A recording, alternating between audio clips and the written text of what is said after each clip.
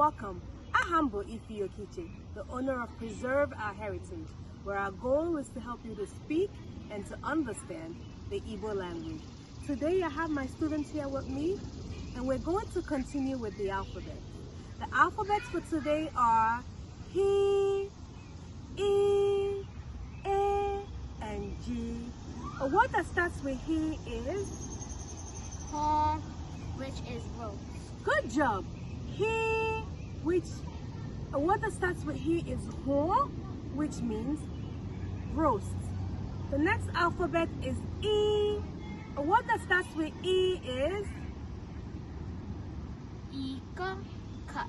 Good job. Iko, which means cup. The next alphabet is E. A word that starts with E is Egba, which means drum.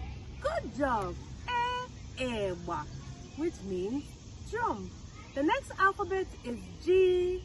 A word that starts with G is G, yam. Good job. G. A word that starts with G is G, which means yam. For more updates like this, don't forget to like this video and to subscribe to my YouTube channel. Goodbye.